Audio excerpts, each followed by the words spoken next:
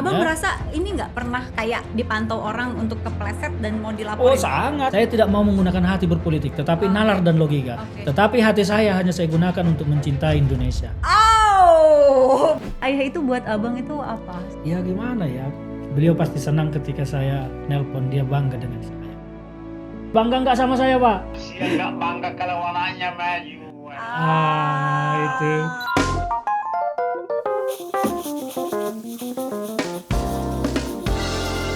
Sensasi baru, nikmati waktu. Abang Ferdinand Hutahean, apa kabar? Baik, alhamdulillah. Kayaknya kita nggak ketemu udah kayak berapa bulan gitu ya? Ya lumayan sejak pandemi COVID ini melanda. Iya loh, Agak makanya jarang ya. pas tadi ketemu abang kayaknya nggak ada perubahan bang, cuman perut kayaknya agak korban di rumah itu, korban stay at home. bener nggak agak maju? Iya betul, memang saya lagi agak pusing juga bagaimana menurunkan berat badan sama mengurangi buncit yang ini menyerang. Bang kita buka aja nggak apa-apa ya bang ya, kita jauhan Boleh, juga ya. iya. Jadi kalau dihitung-hitung nih selama COVID abang naik berapa kilo Saya sebelum COVID itu sampai sekarang lumayan udah ada naik 4 kilo juga. Serius? Iya. Sehat atau nggak sehat itu? Alhamdulillah sehat terus sih. Terus, bang tapi walaupun di rumah itu di rumah aja ya? Di rumah aja Ya bener-bener. di rumah aja kecuali ada hal yang penting keluar, ketemu dengan orang, urusan pekerjaan baru keluar. Kalau nggak ada yang penting ya memang stay di rumah. Di rumah tapi mantau kan? Oh Mantau. iya. Aku lihat Twitternya abang tuh wah, nggak berhenti itu dikerjain sendiri apa admin?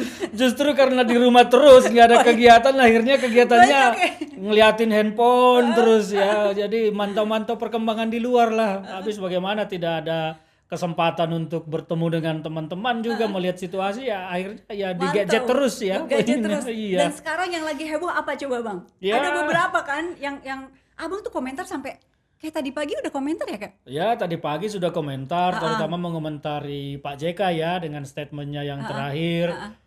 Beliau bilang bahwa Nah ini nih, ya kan? ya Pak itu, JK nih. Iya yang mulai diawali dari statement beliau di acara PKS ya yang menyatakan bagaimana cara mengkritik supaya tidak dipanggil polisi. Sekedar tanya saja sudah tak boleh kata Ya Pak tadi JK. pagi kan saya komentari karena beliau merasa baru bertanya saja sudah diserang. Ya itu yang saya komentari, tapi memang ya bagaimana ini kan ruang publik ya, ruang politik. Ketika kita berargumen di ruang publik ya mau nggak mau harus siap dengan argumen yang berbeda dari orang, karena bisa saja argumen itu ada yang menyerang, ada juga yang memuji Pak JK, pasti hanya kita tidak baca aja satu persatu.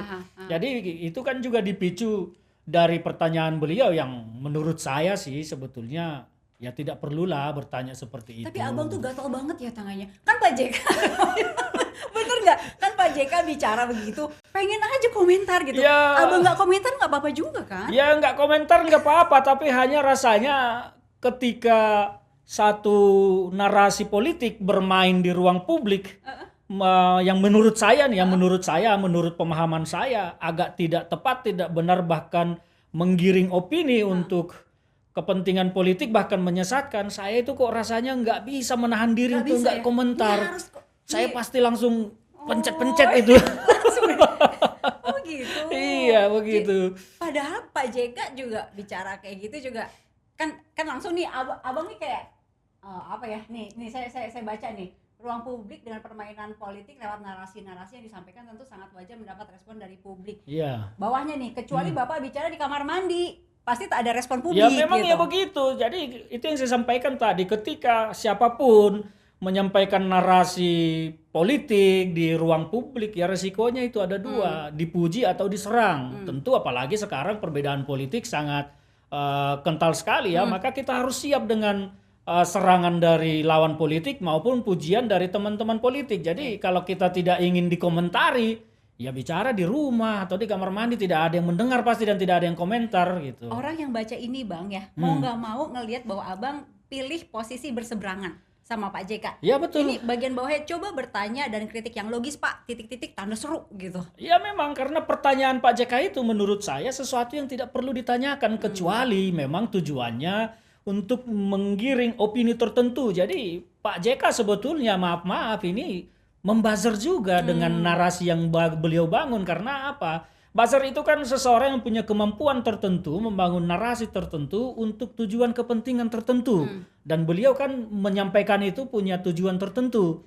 Ya mudah-mudahan saya nggak dilaporkan juga ya kalau saya bilang membuzzer. Tetapi ya inilah ruang publik. Jadi yang disampaikan beliau itu sebetulnya pertanyaan yang tidak perlu ditanyakan. Untuk kelas seperti beliau kan harusnya mengerti undang-undang ITE, memahami mana bahasa-bahasa yang melanggar hukum. Jadi ya kritik saja dengan narasi yang tepat, tidak melanggar aturan, kira-kira kan Abang begitu. tadi mengatakan buzzer itu adalah orang yang bisa memberikan pendapat dan juga bisa menggiring opini juga Ya gitu memang, ya. ya itulah buzzer. Abang merasa nggak diri buzzer juga? Saya mengklaim diri saya buzzer malah. Justru Tapi saya tidak pernah membuzzer untuk hoax, untuk yang negatif, ujaran kebencian, yang menyerang SARA, saya tidak pernah. Tetapi saya membuzzer untuk melakukan sesuatu yang menurut saya setidaknya yang saya sampaikan itu adalah pembelaan saya terhadap negara, bangsa yang saya cintai ini. Pemahaman saya itu. termasuk berseberangan sama Pak JK Iya, juga. berseberangan karena berseberangan dengan Pak JK ini kan saya anggap bahwa narasi beliau itu akan menyulut pergerakan dari bawah untuk karena beliau ini kan tokoh besar, Iya. punya pengikut, akan Abang menyulut juga pengikutnya pergerakan. banyak banget, Oh Bang. iya, akan menyulut pergerakan yang tentu akan melihat bangsa ini sedang berada dalam situasi yang tidak normal, tidak wajar. Sementara kondisi seperti itu kalau terus disuarakan kan ya mungkin akan pergerakan-pergerakan masyarakat di bawah bisa saja akan turun demo macam-macam ini segala macam. Akhirnya kan kita juga nanti yang tidak nyaman berbangsa dan bernegara. Untungnya jadi buzzer apa sih? Saya merasa apa ya untungnya, karena saya pun selama ini tidak pernah ada yang membayar saya juga ya, tetapi saya merasa kepuasan tersendiri ketika apa yang saya nyatakan itu dikatakan orang benar dan baik. Itu saja saya sangat puas di situ, apalagi Yang kalau saya menyerang lihat juga banyak ya? yang nge-like itu ribuan, retweet contohnya di Twitter itu ribuan. Ya yang menyerang juga lumayan, tapi ya itulah kita harus siap dengan itu. Dengan kondisi ada yang memuji, ada yang menyerang, itu risiko kita bermain narasi di ruang publik.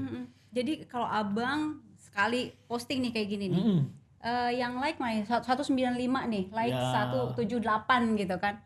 Ada Pak Quick, kita kesini dulu ya. Nanti soal buzzer Iya. kita ngobrol lagi. Ini Pak Quick loh, seseorang yang sudah juga memberikan banyak jasanya untuk negara Betul sekali, ini ya. beliau tokoh Beliau mengatakan saya belum pernah setakut saat ini mengemukakan pendapat yang berbeda dengan maksud baik memberikan alternatif. Itu kan berarti masukan gitu Ya, kan. Langsung saja dibuzzer habis-habisan, masalah pribadi diodal adil tuh maksudnya dibuka-buka kali ya. Zaman Pak Harto saya diberi kolom sangat longgar oleh Kompas, kritik-kritik tajam, tidak sekalipun ada masalah. Nah, Ibu Susi juga, I'm with Pak Quick. Nah, di sini abang posisinya berarti gimana nih sebagai Ya, buzzer?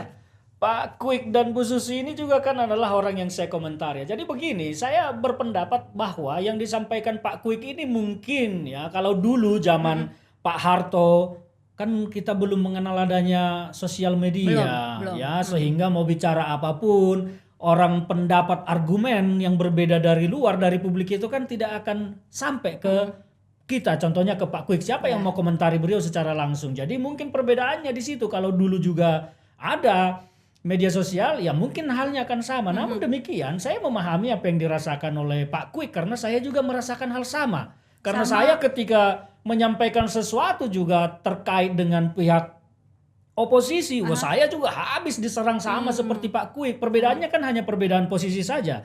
Kalau Pak Quick menempatkan diri sebagai oposisi lah ya tanda kutip ya, memberikan kritik, sama saya juga sebagai sekarang pendukungnya pemerintah menyampaikan sesuatu untuk tujuan meluruskan pendapat oposisi atau bahkan tujuan saya mendegradasi oposisi di tengah publik. Saya juga diserang habis-habisan sama urusan pribadi segala macam juga Diodal kan adil juga diodal ini. adil juga. Jadi ini kan sama. Nah sekarang yang perlu sebetulnya diedukasi ke publik itu sama kan, tokoh-tokoh begini harusnya menyampaikan edukasi di ruang publik ya, bagaimana menyampaikan pendapat itu yang tidak diudel-udel sebetulnya. Itu yang harus dilakukan. Ini biasa aja kan, biasa mengemukakan saja. yang dirasakan. Saya belum pernah setakut saat ini, itu kan biasa aja Ya kan? biasa saja, ini kan perasaan dari Pak Quick ya, tapi ya karena perbedaan zaman. Ya seperti yang saya sampaikan tadi, kalau dulu kan Pak Quick di zaman Pak Harto menyampaikan kritik di Kompas. Kompas itu kan pasti terukur lah, karena media juga kan sebesar Kompas tidak akan menaikkan kritik dengan narasi-narasi yang tidak sopan lah, kita tanda kutip ya. Nah kalau sekarang kan ini media sosial, ruang terbuka, orang mau bicara apapun sangat bebas, apalagi banyak akun-akun yang anonim, identitasnya kita tidak tahu siapa, entah di mana, entah tinggal di mana, kita tidak tahu. Yang begini kan banyak bersuara dengan seenaknya, sekeras-kerasnya, bahkan ya masuk pidana juga, melanggar undang-undang ITE. Jadi kalau Pak Kwik sekarang merasakan itu, ini hanya karena perbedaan zaman. Jadi Pak Kwik juga ya tidak perlu mengungkapkan perasaan seperti ini sebetulnya. Zaman Ya kalau sekarang itu kan Bang kayak gini loh, orang nulis terus ada yang lapor. Orang nulis lapor ke polisi, orang kritik ngasih masukan dilaporin gitu. Itu orang-orang yang melaporkan kan emang beda-beda pihak gitu betul kan. sekali. Beda-beda organisasi, beda-beda apa Betul gitu. sekali. Tapi ya itu akhirnya dilaporkan ke polisi, berurusan sama polisi itu kan apa ya? Ya nggak apa-apa sih kalau kita benar, cuman kan ngabisin waktu juga gitu kan. Iya, betul Pikiran sekali. juga hilang gitu. Nah, ini yang mungkin orang aduh daripada gue nulis dilaporin kayak gitu Bang. Ya jadi begini ya, sekarang ini kita harus melihat latar belakangnya juga. Pertarungan politik sekarang, keterbelahan politik kita ini kan cukup keras ya. Sampai Mulai 2000, dari sekarang pun 2014 ya. sampai sekarang bahkan semakin keras pertarungan politiknya. Kalau 2014 lalu belum sekeras ini. Ya, sekarang semakin keras sehingga banyak orang yang justru menunggu-nunggu kapan ini orang terpeleset nih saya laporin polisi. Jadi ada unsur niat untuk mencelakai orang. Saya tidak suka hal-hal seperti ini. Abang ya. merasa ini nggak pernah kayak dipantau orang untuk kepleset dan mau Oh dilaporin? sangat, kalau saya mengerti banget, saya itu ditunggu-tunggu orang kepleset. Iya. Makanya saya itu setiap mau bermain di media sosial itu, apalagi Twitter, saya baca ulang dulu sebelum saya tweet. Bahkan ketika saya baca lagi ada yang gini, terlanjur saya tweet itu langsung saya hapus, saya revisi lagi. Jadi saya merasakan saya ini orang yang memang ditarget kelompok tertentu. Ini kapan keseleonya nih biar kita penjarakan. Ya begitu. Makanya ketika saya juga mencuit dulu tentang, ya mohon maaf saya menyebut Caplin itu yang dilaporkan oleh putri Pak JK, ya saya anggap itu adalah bagian dari yang menunggu-nunggu saya kapan keseleonya. Cuman keseleonya itu ya belum terjadi. Mudah-mudahan saya tidak terjadi, itu aja. Untungnya Abang baca sampai berapa kali itu diedit lagi ulang, baca berapa Rata-rata kali? bisa saya baca sampai 2 kali ya. Oke. Sebelum saya enter send itu saya baca 2 kali untuk menjaga mana kalimat yang kemungkinan besar berpotensi secara hukum akan bisa digiring orang ini sebagai pidana pelanggaran undang-undang ITE segala Abang mau macam. sambil minum Ya, silakan loh Bang. Iya. Ini kan abang tuh kayak kenapa? Nah ini kenapa Abang pilih posisi berada di istilahnya belain pemerintah gitu? Ya. Ya kan? Aku ingat banget Abang tuh sering kali aku undang loh di Abang Kabar Indonesia, zamannya masih di Demokrat Iya, kan? betul sekali. Itu kayak mengkritik pemerintahannya Pak Jokowi itu lumayan kencang juga Iya betul Abang. sekali. Nah, itulah politik. Makanya saya beberapa kali juga menyampaikan kepada teman-teman maupun kepada lawan politik bahwa berpolitik itu cukup gunakan logika dan nalar. Jangan pernah menggunakan hati untuk berpolitik. Karena apa?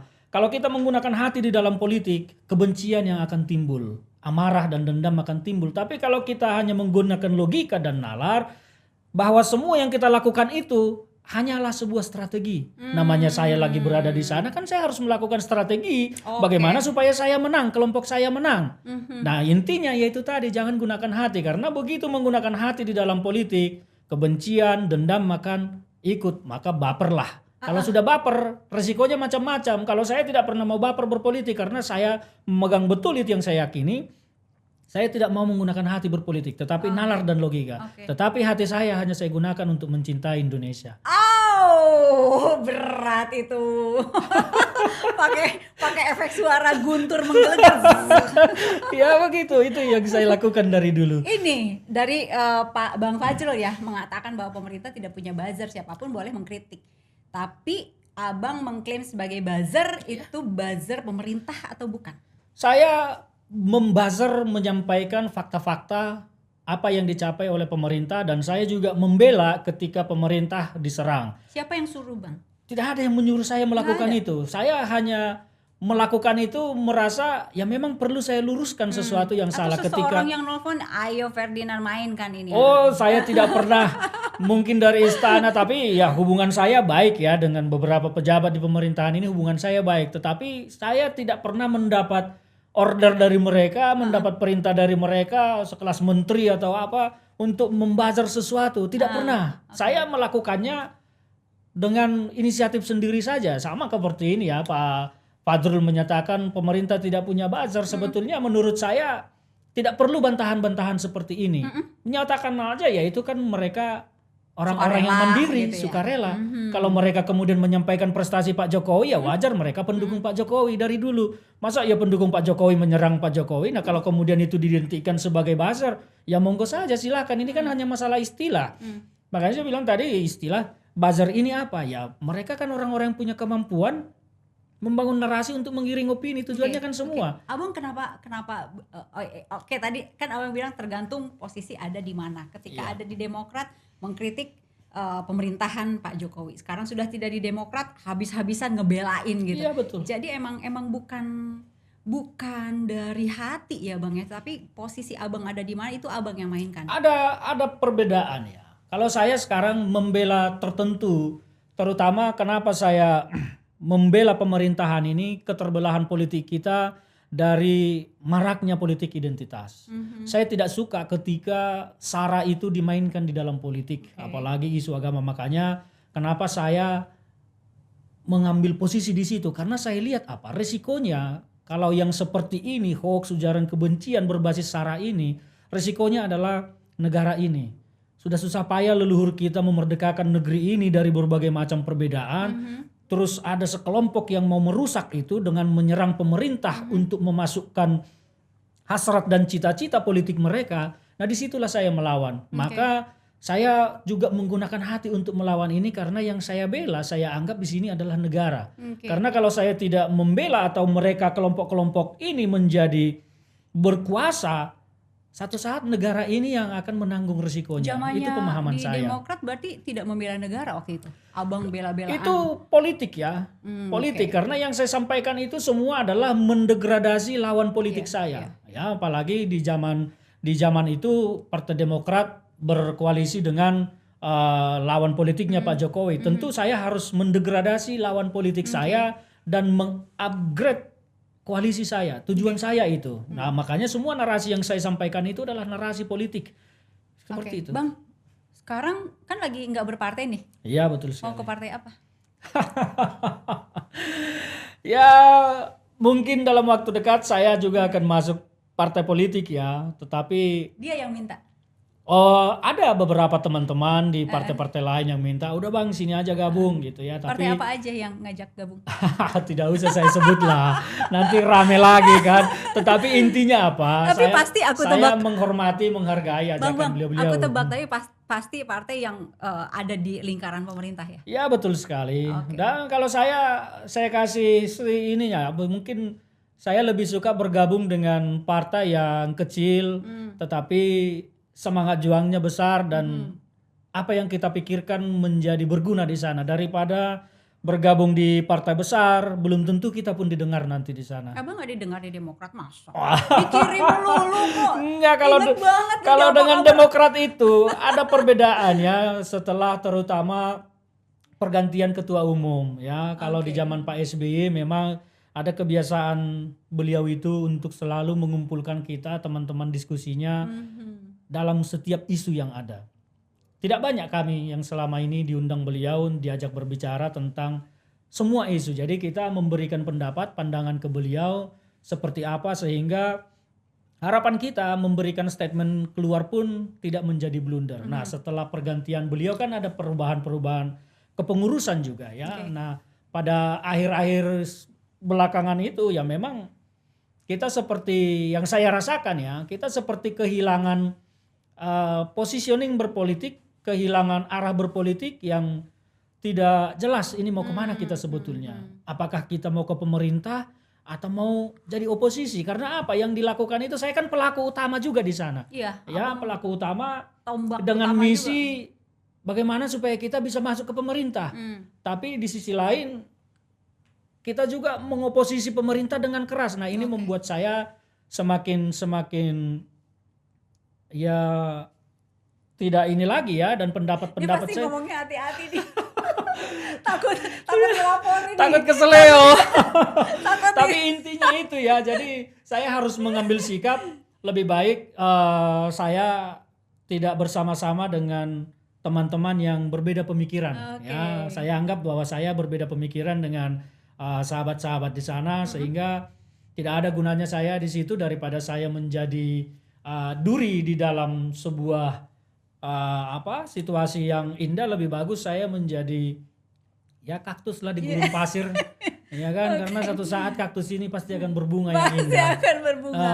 Berapa kira-kira bulan begitu. lagi berarti dapat pijakan lain? Ya, dalam waktu dekat mungkin saya akan masuk ke sebuah partai politik. Saya sudah komunikasi dengan beliau, ketua umumnya. Ya, beliau menyatakan kita atur waktu segera ketemu. Saya berharap ya mudah-mudahan lah dalam waktu dekat. Kira-kira begitu. Oke, ini Bang, ini salah satu pejabat juga yang sering Abang kritik Iya, ya? betul sekali. Iya, kenapa Abang merasa berseberangan sama orang ini ya? Anies ini dulu saya dukung waktu pilkada. Saya bahkan waktu mendukung beliau ini sampai di satu daerah ini merosot di lift ya, dari lantai 6 ke bawah. Untung kita tidak apa-apa waktu itu. Saya bersama-sama dengan almarhum Pak Jenderal Joko Santoso, Pak mantan Wagub. Kita dulu ketemu di satu tempat lah di situ. Liftnya merosot. Saya mendukung beliau dulu karena saya lihat misinya beliau dari narasi-narasi yang dibangun cukup bagus. Tetapi setelah menjabat, saya lihat kok narasi-narasi dan kata-kata yang disampaikan dulu berbeda dan cenderung hanya membangun image untuk dirinya. Itu yang saya tidak suka, karena yang itu kan penilaian Abang ya? Ya, penilaian saya. Tentu penilaian saya itulah yang saya pergunakan untuk mengkritik beliau terus. Bahkan ketika belakangan pun hanya terus membanggakan penghargaan-penghargaan, sementara saya melihat bahwa Jakarta ini harusnya bisa lebih baik. Ya, makanya saya begitu keras mengkritik beliau. Saya pun sangat keras. Ada nggak kritikan Bang Ferdinand? Bisa sambil minum ya Bang ya? Oke. Kritikan Bang Ferdinand terhadap Pak Anies, mungkin bisa kita lihat di slide-nya. Lumayan keras ya Abang, lumayan sering juga ya? Saya sangat sering dan sangat keras. Beliau ini menjadi salah satu tokoh politik nasional. Ada nih, tunggu. Yang saya tunggu-tunggu selalu saya kritik. Nah ini nih, mana? Oke, ngebut. Mestinya Jakarta sebagai ibu kota. Ini kenapa Abang nulis kayak, coba Abang sendiri yang baca. Saya pekerjaan utama saya kan belakangan ini adalah bagaimana mendegradasi dan membuat ormas-ormas radikal lah. Saya menyatakan radikal FPI HTI ini untuk menjadi tidak ada lagi di negeri ini. Nah, ketika pemerintah pusat melalui menteri mengeluarkan edaran larangan terhadap ASN untuk tidak terlibat ormas-ormas seperti ini, saya tadinya berharap bahwa Jakarta sebagai ibu kota melakukan sesuatu untuk mengikuti arahan pusat. Saya tahu beliau ini kan memang berkolaborasi dengan FPI HTI ketika 2017 lalu waktu pilkada ya. Makanya saya menantang beliau ini untuk menunjukkan betul tidak dia mencintai Indonesia, karena sekarang FPI dan HTI ini kan masuk kategori musuh negara karena sudah dibubarkan dengan cap label ormas radikal. Tentu kalau Anies Baswedan memang lebih mencintai Indonesia, harusnya tidak berat bagi dia. Dijawab nggak sama Bang Anies nih? Perasaan satu pun tidak pernah kritik saya yang dijawab beliau, karena memang berat untuk menjawab kritik saya itu. Akan agak sulit ya. Kalau ini dijawab, saya tahu ini dimakan mati bapak, nggak dimakan mati ibu, jadi lebih bagus diam. Diam aja. Tapi Abang yakin nggak dia baca? Saya yakin sampai ke beliau, karena banyak sekali ya saya tahu ya lingkaran-lingkaran beliau yang selalu juga mencermati tweet-tweet saya, kritik-kritik saya ke beliau, selalu nyampe lah, saya yakin nyampe. Oke. Ada lagi yang lain ya? Banyak sekali. Tweetnya Bang Ferdinand, iya tadi bahkan ada kayak yang nis, koma gitu. Iya. Lihat dong yang lain, mungkin kita bisa lihat slide yang lain. Cuitannya Bang Ferdinand. Oke. Mana tadi? Tadi aku sempat lihat. Tapi emang kenapa sih ini? Ya ini Saya juga sangat tertawa ya dengan majalah seperti bisa ini. kena UU ITE enggak sih? Kirain Ya titisan enggak lah, malaikat kalimat enggak ya? yang saya sampaikan itu kan bukan sebuah fitnah. Nah, itu kan hanya prasangka pikiran saya saja karena di sini kan disampaikan Anies Baswedan titisan Diponegoro gitu kan. Justru ini yang harusnya bisa kena undang-undang ITE ini karena nggak mungkin Anies Baswedan titisan Diponegoro. Jadi kalau saya itu hanya sebuah ekspresi, waduh kirain malah yang lain gitu ya. Jadi ndak melanggar undang-undang ITE. Enggak yakin ya? Yakin lah. Dari orang-orang tuh banyak yang lihat Twitter nggak cocok laporin, ya kan? Ya Iya, kan? betul sekali. Abang ngerasa kayak gitu nggak? Oh, sangat merasa. Ada yang nggak Justru cocok, saya laporin. itu ini ya, nih merasa. Bang, Nis dari panjang lebar kau bicara dari tadi, tak ada jawabanmu yang eksplisit menjawab apa yang kau bangun dalam sistem transportasi Iya. kecuali, Oke, Betul baiklah, saya paham sekarang retorika kata-katamu. Ya memang jadi waktu beliau mendapat penghargaan ini ya. Saya penghargaan tentang transportasi DKI Jakarta. Beliau dinobatkan sebagai salah satu pahlawan transportasi ya. Itu yang saya bertanya ke beliau karena beliau dengan bangganya menerima dan mengumumkan ya baik di akun-akun media sosialnya. Yang saya agak sayangkan kenapa beliau tidak menyampaikan ya terima kasih kepada para pendahulunya gitu kan. Jadi supaya fair. Terima kasih Pak Sutioso sudah membangun Transjakarta, terima kasih Pak Jokowi sudah membangun MRT dan Pak Ahok LRT segala macam. Nah, yang dibangun sama beliau kan tidak ada dalam sebuah sistem ketransportasian itu, hanya mengintegrasikan. Kalau mengintegrasikan itu saya akui itu pekerjaan beliau karena memang dulu belum sempat diintegrasikan meskipun gagasannya sudah ada dan idenya sudah ada ketika zaman Pak Sutioso itu dulu disebut dengan bus pengumpan. Ya, bus pengumpan penyambung dari lingkungan ke halte-halte Transjakarta. Sudah ada gagasannya tetapi belum baik dan belum sempurna. Nah, disempurnakan oleh Pak Anies Baswedan dengan Jaklingko-nya bahkan dengan satu kartu naik transportasi tinggal plak-plok jalan. Nah, itu kita akui tetapi itu kan bukan dari bagian ketransportasiannya. Ya, saya berharap tadinya dia membangun sesuatu lagi. Apa kira-kira begitu? Ini gitu. Abang kritis kepada Bang Anies itu apa karena beliau dianggap berseberangan sama pemerintah pusat? Bagi saya Anies ini kan bagi saya ya persepsi saya pengamatan saya. Anies ini kan punya hasrat politik lebih tinggi lagi ya dan saya mengambil posisi. Walaupun hasrat nggak bisa diukur ya Bang? Ya hasrat kan tidak bisa diukur, tapi ini kan penglihatan saya dari semua gerakan-gerakan politik sekarang ya. Jadi saya adalah orang yang tidak menginginkan beliau kalau harus menduduki jabatan lebih tinggi lagi, contohnya jadi wapres atau jadi presiden. Makanya gerakan-gerakan yang saya lakukan untuk Anies ini adalah gerakan kalau saya bilang menghambat, ya boleh menghambat, tetapi yang pasti bahwa pesan besarnya adalah dari kritikan saya ke beliau, Nis cukuplah udah sampai di situ saja. Itu pesan besarnya meskipun saya bangun itu dengan berbagai macam narasi-narasi kritik segala macam di Twitter maupun di media ya. Jadi pesan besarnya adalah Nis udahlah cukuplah, ternyata kamu tidak mampu seperti kata-kata yang kamu ucapkan. Itu intinya, makanya saya besar sekali upayanya untuk mengkritik beliau. Intinya itu. Hasrat politik Abang mau jadi apa? Karena Abang kan tadi menilai Bang Anies gitu katanya hasrat politiknya orang lebih yang tinggi lagi. Punya hasrat politik ya. Tidak pernah ingin menjadi pejabat sebetulnya saya. Saya Serius? Masa sih? Saya hanya punya orang hasrat.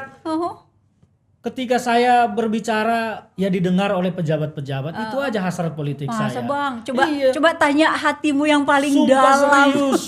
Serius saya tidak pernah ingin jadi pejabat. Oke, tidak ingin jadi pejabat tapi karena apa? Saya ini orang yang punya banyak teman. Ya. Nanti kalau saya jadi pejabat, gaji pejabat itu nggak banyak. Nanti datang teman pada minta tolong semua, nggak kita tolong, kita dibilang sombong. Kita tolongin semua, yang ada gaji kita habis. Rugi malah rogoh dompet. Jadi lebih bagus tidak daripada dikatain nanti sombong tidak membantu, padahal karena kita tidak ingin terlibat masalah hukum, mungkin jadi korupsi segala macam. Ya lebih bagus di luar. Jadi nanti kalau berteman dengan pejabat lebih enak. Kita ketok pintunya pulang dibekalin gitu. Sering begitu ya Bang? Ya enggak juga. Cuman ya kira-kira itulah gambaran kenapa Saya tidak pernah ingin menjadi pejabat. Tapi nanti kalau ada, ya kalau negara memerlukan saya siap, kan ada kalimat-kalimat begitu kan. Kalau memang negara memanggil gitu, kan ada kalimat-kalimat kayak gitu. Apa Ada ya? juga orang yang saya nggak pengen jadi pejabat, terus tahu-tahu ya memang negara ingat kan? Itu Ya. semua kalimat-kalimatnya pasti akan keluar begitu. Mudah-mudahan saya tetap konsisten ya, tetapi ya itu tadi kita tidak tahu apa yang terjadi ke depan karena dinamika kehidupan terus berkembang ya. Ya kita tidak tahu apa yang Tuh kan? harus kita Tuh inikan. kan? Tetapi yang pasti Baru tadi berapa menit tadi? tapi yang pasti pribadi saya ya memang tidak ingin menjadi pejabat. Oke. Tapi kalau untuk membantu negara ini, Iya. saya tetap akan lakukan. Meskipun saya di luar gitu ya, saya tetap akan lakukan. Oke, Kira-kira siap, Bang. begitu. Ini ada proses pembuatan patung Pak SBY. Waduh, Abang tahu? Tahu ini nggak? saya Di Museum belum SBY belum Pacitan. kalau Museum Pak SBY saya tahu dan isinya apa aja saya tahu, tetapi kalau pembuatan patung ini justru saya baru dengar. Baru dengar karena waktu museum itu direncanakan kita kan selalu diajak Pak SBY juga diskusi apa aja isinya, termasuk mulai dari pengalaman beliau dari awal sampai sekarang itu apa saja mau di ini ya saya dengar, tapi baru, ini tapi saya baru komentar mendengar. Abang soal ini Museum Pak SBY Bupati Pacitan ya yang punya 9 miliar ya. punya gagasan gitu. Gimana tuh Bang?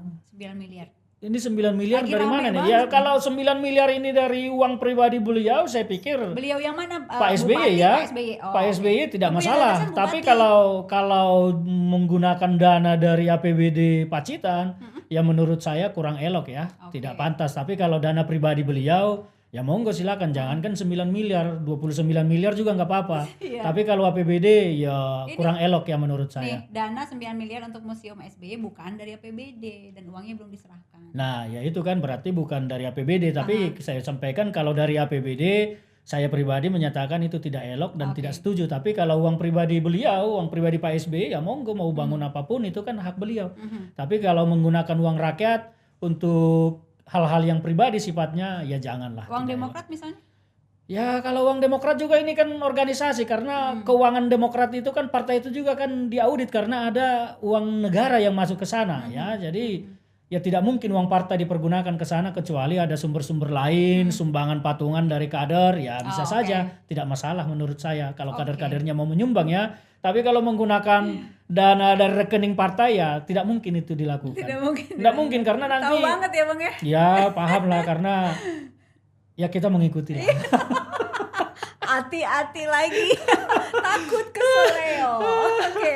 Next nih ada yang lain lagi nih soalnya nih, soal kaos nih, Bang. Iya betul sekali.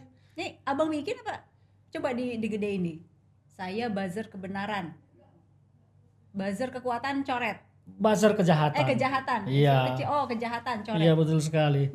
Betul sekali. Kita Kebenaran cari. buat sekarang zaman orang benar dan orang jahat tuh tergantung sisi mana ngelihat kan. Ya itu dia. Makanya persepsi semua orang kan berbeda-beda. Nah persepsi yang memutuskan apakah itu memang benar atau tidak kan harusnya hukum dan dunia peradilan. Karena di sanalah kita mencari kebenaran yang sesungguhnya. Kalau soal persepsi, orang juga yang menyebar meme, hate speech segala macam selama ini kan merasa dia sedang benar.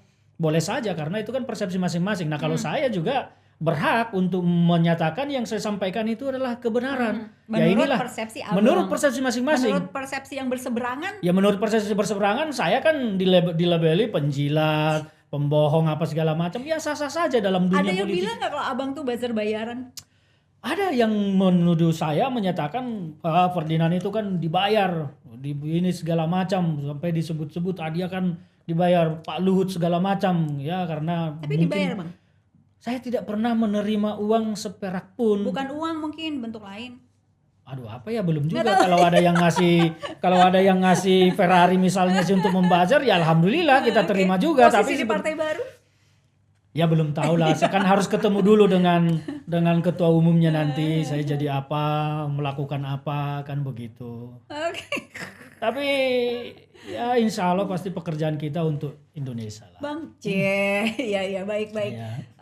Kalau di rumah hobi ngapain Bang? Di rumah kalau saya nggak ada kegiatan itu ada 3, Apa? olahraga di rumah, ngeliatin ikan di akuarium sama main gitar nyanyi. Main gitar, lagu Iya. apa? Abang mau nggak main gitar buat rame-rame di sini? Ya boleh-boleh Yuk, saja. Ada nih sebelah abang udah ada gitar nih. Mari, Boleh mari. saja, boleh saja. Apa bang? Silakan Ayo, bang. apa Kita mau mainkan nyanyi bang. apa kita? Lagu apa lah? Terserah abang. Lagu asli tanah abang bisa. Berdiri juga nggak apa-apa kok bang. Ngelepasnya. Nah ini nih. Ini lagu apa nih bang? Ini lagu apa nih bang? Oh, ini lagu dari kampung halaman saya, lagu Batak ini. Ini posting di Instagram 2019 bulan November. Berarti udah sekitar 2 tahunan ya. Lumayan juga. Ini lagu ini nih bang.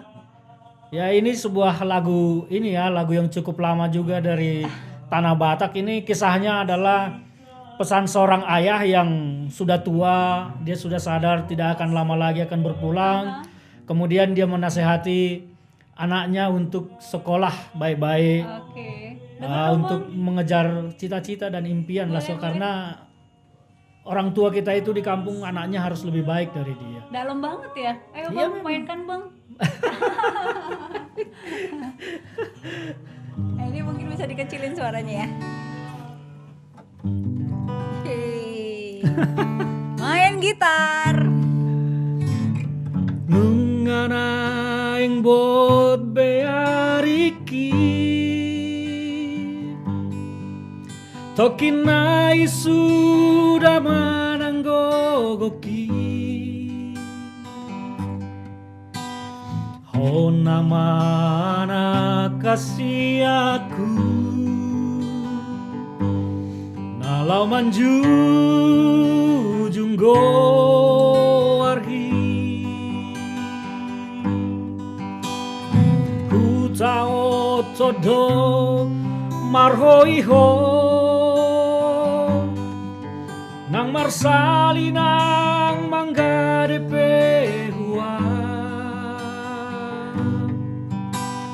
asa saut na pinar sitami boy hase aho muse.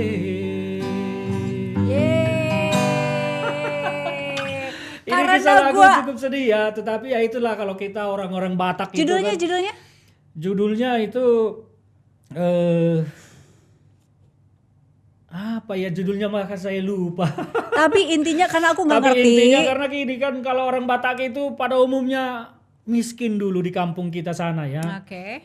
Bahkan Tapanuli dulu sebelum pecah-pecah jadi beberapa kabupaten kan digelari peta kemiskinan karena memang miskin di sana. Ya akhirnya orang-orang tua kita itu semangat paling besarnya adalah menyekolahkan anak-anaknya supaya bisa lebih maju. Nah itulah pesan lagu ini, supaya sekolah lebih tinggi lagi. Cuman ya kenapa saya menyanyikan lagu ini? Saya selalu 19. teringat dulu bapak saya menyuruh saya sekolah, tapi saya tolak karena saya tahu bapak saya tidak mampu menyekolahkan saya lagi. Kalau ibu saya kan saya dari kecil sudah tidak ada.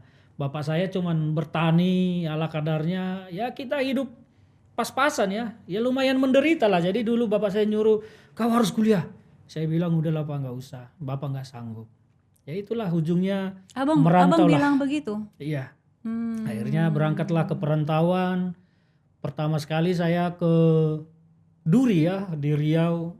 Kerja di sebuah perusahaan di sana, di Caltek zaman dulu, di pengeboran minyak. Habis itu berlabuh lagi ke Jakarta awal 98, dan nyampe ke Jakarta beberapa bulan langsung rusuh dan krisis moneter ya, krisis ekonomi waktu itu. Ya lumayan panjang lah penderitaan sampai pada akhirnya mulai bisa bekerja ya, mencoba-coba. Gaji berapa? Gaji pertama? Mencoba-cobalah dulu kerja dan sambil sekolah. Dulu saya gajinya 1.200.000 ya, cukup besar itu untuk hidup. Saya tidur di kantor di sebuah kursi ya, berselimut, cover tutup mobil karena banyak juga nyamuk. Ya itulah beban penderitaan itu zaman dulu, sampai karena niat untuk maju ada ya sambil sekolah. Itu pun kita memilih kuliah di kampus yang mungkin tidak dikenal orang ya, ya karena bagi kita yang penting sekolah lah, menambah ilmu.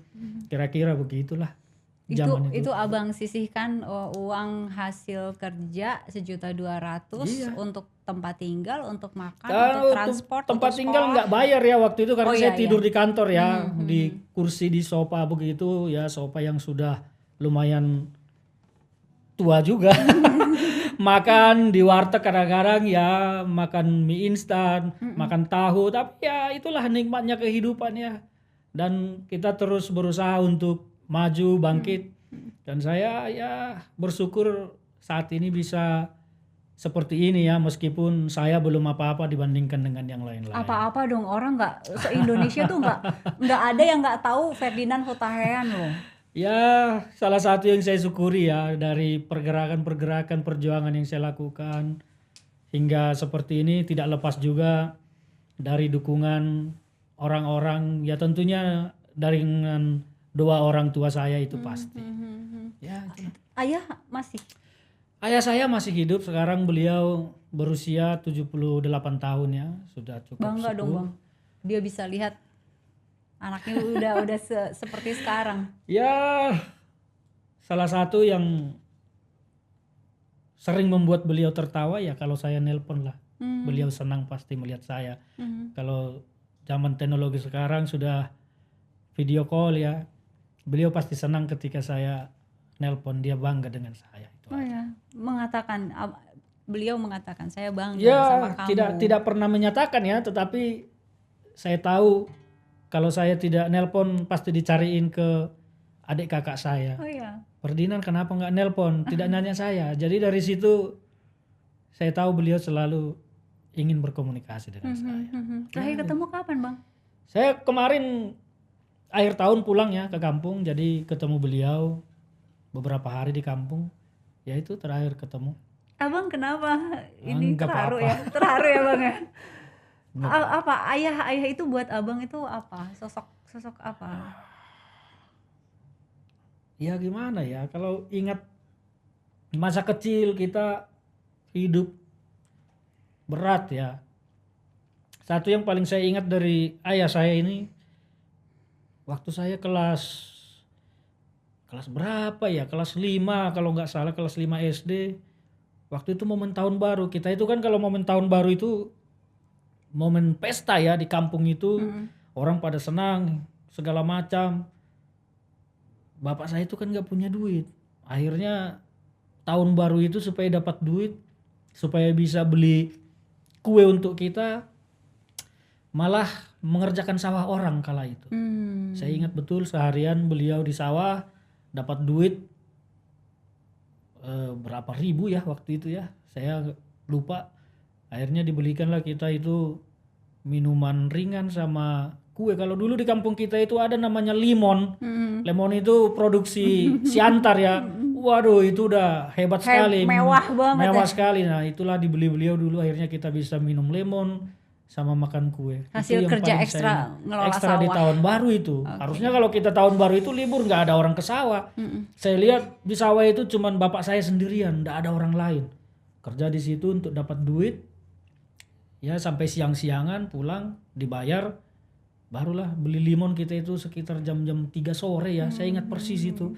Dan sampai sekarang itu yang selalu saya gunakan untuk memukul diri saya untuk bangkit maju. Bang, video call ayah? Ya bang, boleh nggak? Boleh. Yeay. Terakhir kapan teleponan video call? Minggu lalu ya, beberapa hari yang lalu, karena kita sama adik kakak agak rutin juga. Teleponan karena beliau karena baru sakit juga, baru pulang dari rumah sakit gitu. Sakit apa bang? Ya namanya orang tua, Mm-mm. ya kan biasalah. Mm-mm. Sebentar ya. Wow. Serius ini kita Serius kita. video call. Gimana supaya yang lain bisa ikutan nonton ya? Apa? Gimana caranya? Nggak tahu nih, yang tahu teman-teman ya. Begini. Nah, coba. Nah, boleh.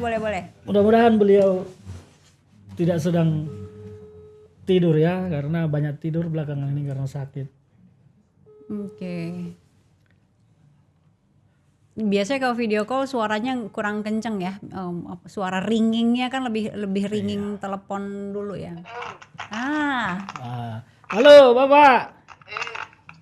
Ini sebentar. Ada pakai kamera yang headset bisa dulu. deketin nggak? Perlu nggak? Ini saya lagi di TV One, lagi wawancara. Mereka minta saya telepon Bapak. Bapak cepat sembuh. Yeay. Sakit. Ya itu. Jadi ini penyiar TV One. Bapak. Cepat Jadi, sembuh ya, Pak. Tadi ditanya bangga nggak Bapak sama Ferdinand gitu, makanya saya pengen tanya Bapak ini bangga nggak sama saya Pak? Ya, Gimana, Pak? manusia nggak bangga kalau anaknya maju. Itu. Oke. Oke ya. Pak, Abang Ferdinand ini anak nakal atau bandel apa gimana, Pak?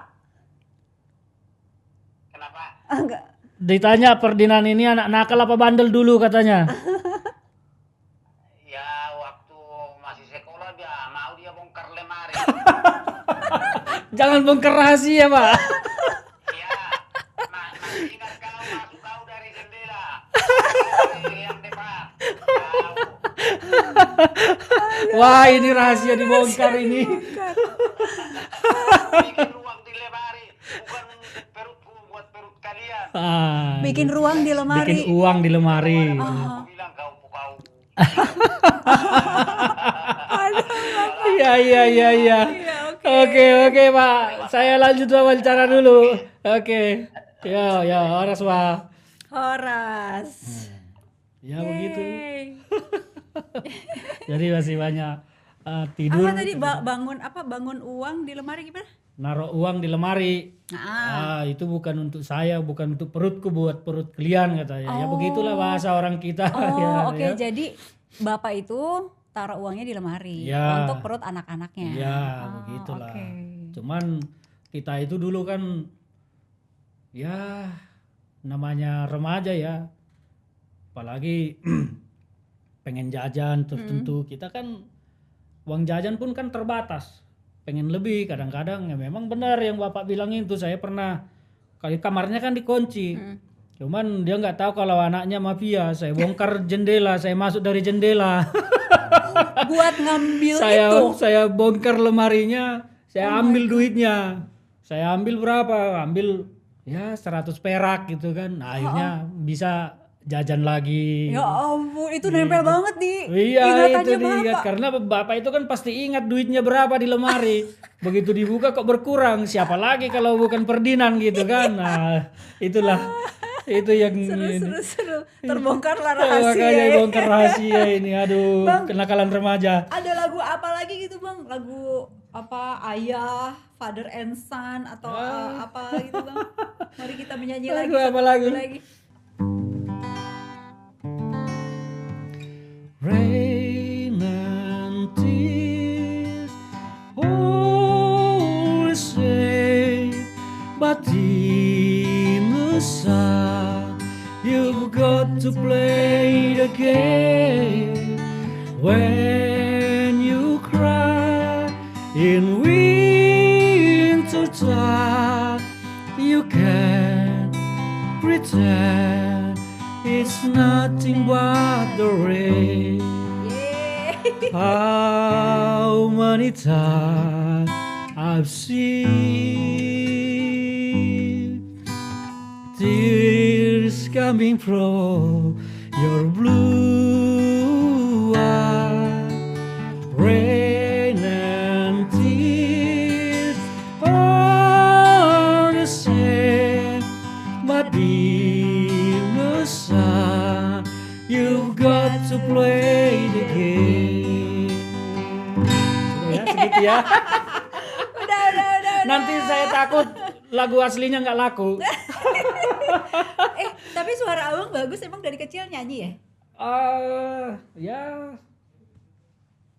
mungkin turun dari ibu saya ya. Mama saya itu oke. suaranya bagus, pintar main gitar. Oh iya. Waktu Wow. kecil saya itu saya sering duduk sama mama karena memang mama dulu kan sakit ya. Duduk kadang-kadang ya hiburan beliau itu main gitar, dia nyanyi, saya di sebelahnya. Ya begitulah.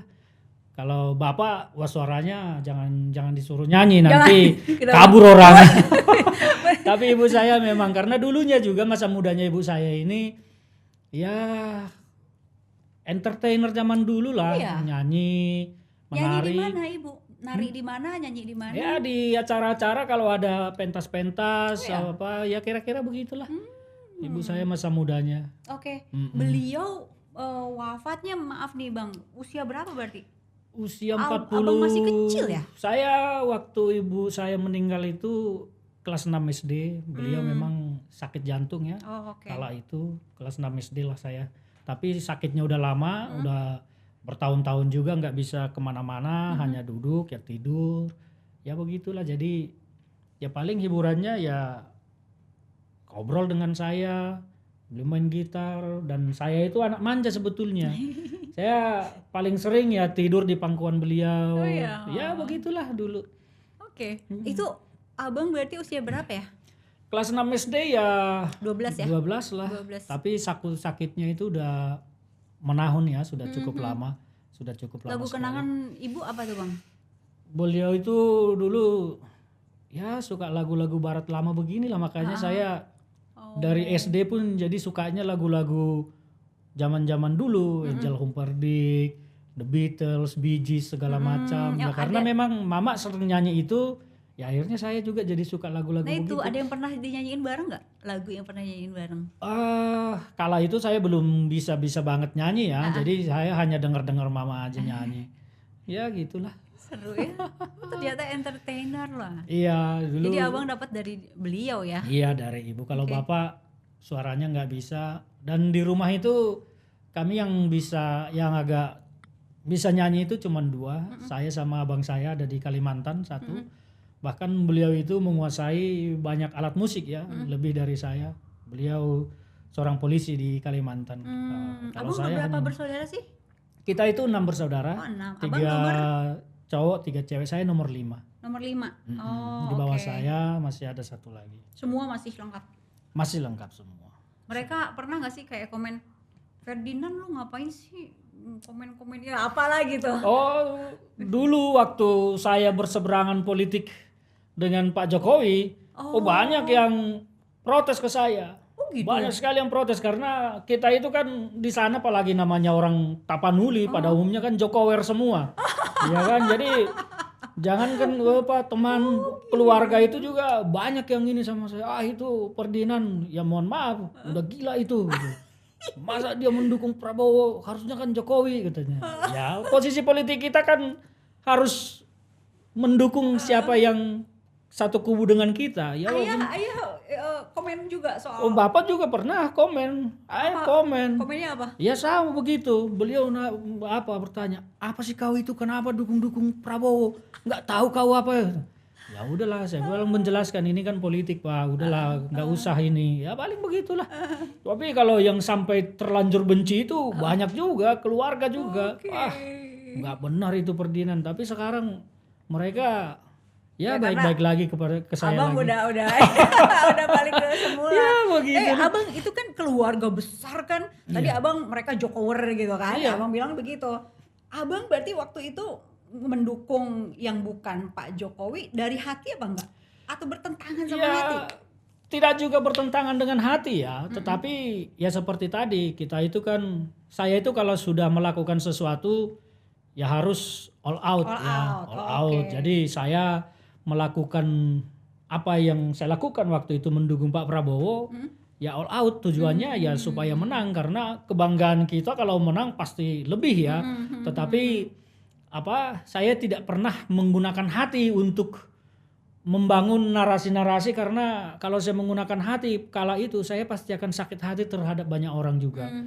Dan mungkin ya saya juga ya itulah yang penting bahwa saya hanya mengedepankan logika, nalar bagaimana membangun narasi-narasi politik bahwa ini tujuannya untuk memenangkan, karena saya juga kan tidak boleh dong jadi pengkhianat di kubu sendiri. Kalau saya malah berpura-pura, ya itu kan punya karakter pengkhianat. Saya tidak punya karakter seperti itu. Jadi makanya saya tetap all out melakukannya meskipun banyak yang menilai yang saya lakukan keberpihakan saya ke Pak Prabowo itu salah, tetapi ya itu tadi saya harus Dari melakukan posisi dengan itu, baik, all out. iya all out, dan saya tidak boleh jadi pengkhianat kan kira-kira Oke. seperti itu. Oke, berarti terakhir nih Bang, Hmm. pertanyaan Abang terakhir. Berikutnya berlabuh dengan partai apa? Ya kalau tidak ada halangan sih mungkin dalam waktu dekat saya akan ketemu lah dengan salah satu ketua umum partainya. Saya tidak ingin menyebut nama partainya dulu ya. Oke. Nantilah kawan-kawan juga akan tahu ketika saya ketemu beliau, pasti kan ya setidaknya kalaupun tidak ada nanti media yang menyorot, saya kan pasti posting di media Iya, sosial iya, saya iya. kan kira-kira begitu. Oke. Iya. Oke, Abang. Tapi yang pasti saya pasti akan masuk ke partai yang bagaimana mencintai NKRI dan membela Pancasila secara konsisten. Oke, Abang. Thank you. Syarat itu dari saya. Terima kasih Oke. sudah hadir. Terima kasih sudah diundang juga di sini, luar biasa. Senang sekali bisa berbagi cerita Oke. di acara Tetap ini. sehat ya, Bang. Tetap sehat semuanya. Mudah-mudahan acara ini sukses ke depan dan maju terus. Amin. Amin. Dah.